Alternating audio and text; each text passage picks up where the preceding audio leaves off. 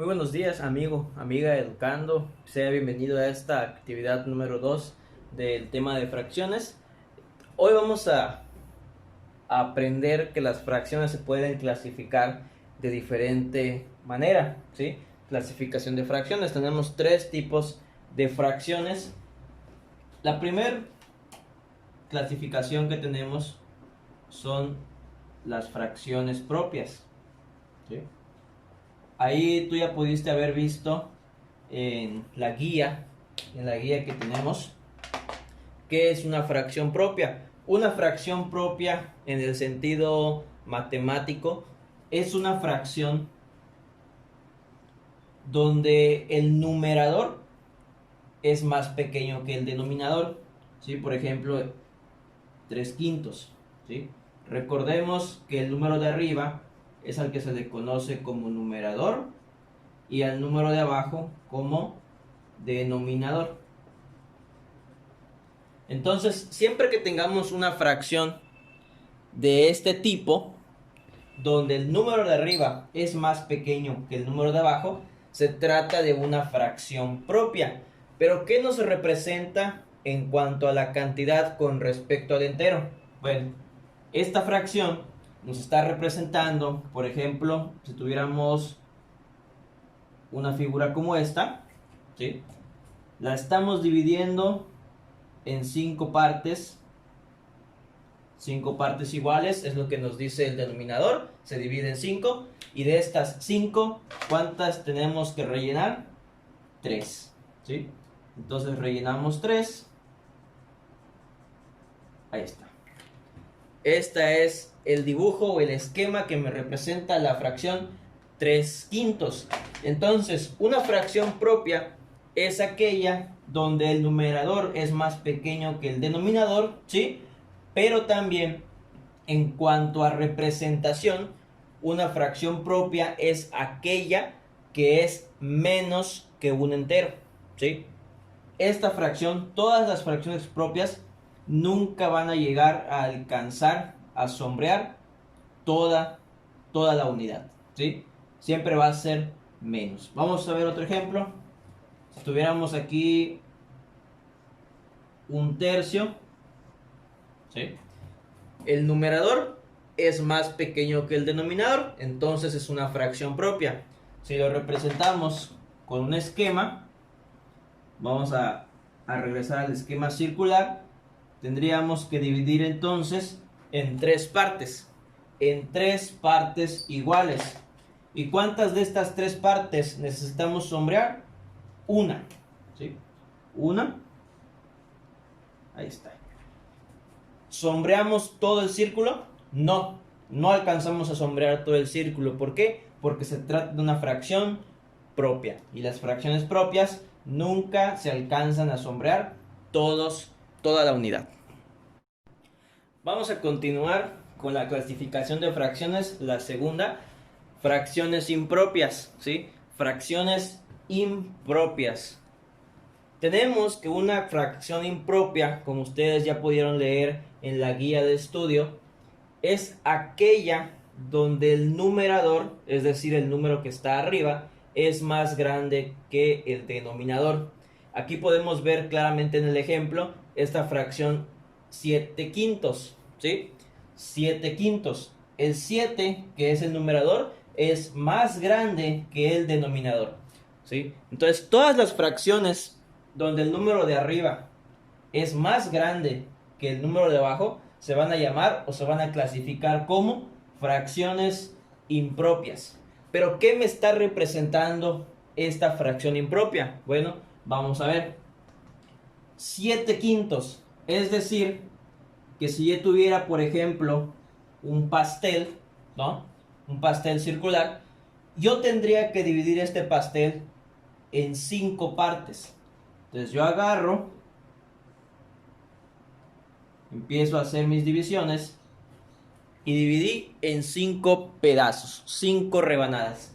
Pero de estas 5 rebanadas, que es lo que me representa el número de abajo, ¿cuántas tengo que colorear? 7. Bueno, ¿y cómo le voy a hacer? ¿Sí? ¿Cómo le voy a hacer si solamente tengo 5 y yo necesito colorear 7? Bueno, pues ahí está la diferencia de una fracción impropia con una fracción propia. Las fracciones impropias me representan cantidades que ya son más de un entero. Entonces, ¿qué tengo que hacer? Dibujar otro pastel, ¿sí? Dibujo otro pastel que también voy a dividir en 5 pedazos, ¿sí? Son 2 pasteles diferentes, ambos están divididos en 5 partes porque es lo que me indica el denominador. Ahora sí, de estos 2 pasteles, ¿cuántas tengo que subrayar o sombrear? 7. Entonces empiezo a rayar. 2, 3, 4, 5, 6, 7. Ahí está. 7 quintos, es decir, 7 pedazos, ¿sí? 7 pedazos que son producto de dividir a mi pastel en 5 partes iguales. Entonces, una fracción impropia, además de ser representado por una fracción donde el número de arriba es más grande que el número de abajo, también me está representando cantidades que ya son más de un entero. Vamos a ver otro ejemplo. Vamos a ver, por ejemplo, si tuviéramos la fracción 4 tercios, ¿sí? 4 tercios es una fracción impropia. ¿Por qué? Porque el número de arriba es más grande que el número de abajo. El numerador es más grande que el denominador, ¿sí? Pero, ¿qué me representa gráficamente? Pues que si yo tuviera, por ejemplo, ahora, no sé, un pastel rectangular y lo divido en 3 partes iguales, está dividido en 3 porque así lo dice el denominador, pero de estos 3, ¿cuántos necesito? 4. No lo puedo hacer aquí, ¿por qué? Porque no me alcanza. Entonces, eso quiere decir que es más de 1, ¿sí? Más del entero. Y ese otro también lo vamos a dividir en 3 partes iguales. Y de todas estas que están divididos en 3, ¿cuántos necesito subrayar? 4. 1, 2, 3, 4. Ahí está. Y esto es lo que me representa la fracción 4 tercios. Vamos con la última parte de la clasificación de fracciones y tenemos a las fracciones mixtas.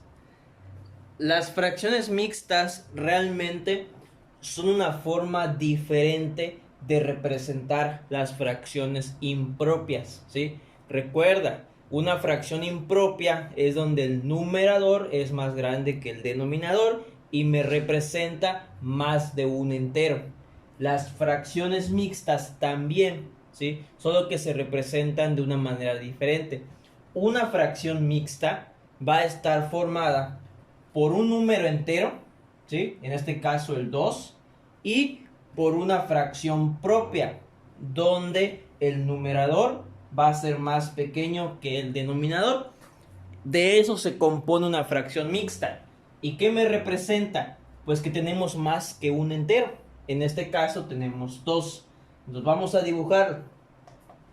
Dibujamos, por ejemplo, si esto se tratara de qué porción de pizza me comí. Bueno, 2 enteros, es decir, 2 pizzas completas. Las dibujo.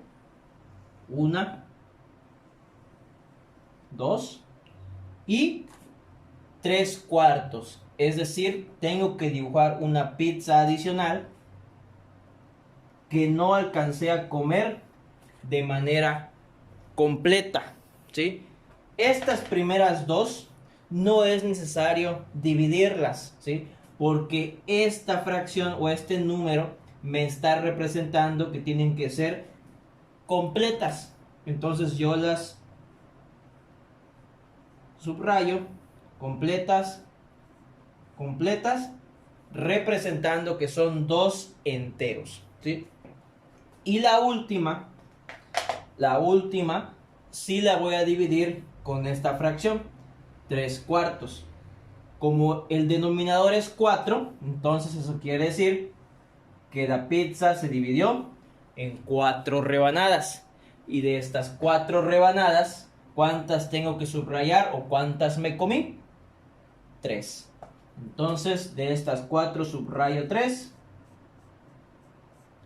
Y ya tenemos la representación de nuestra fracción mixta.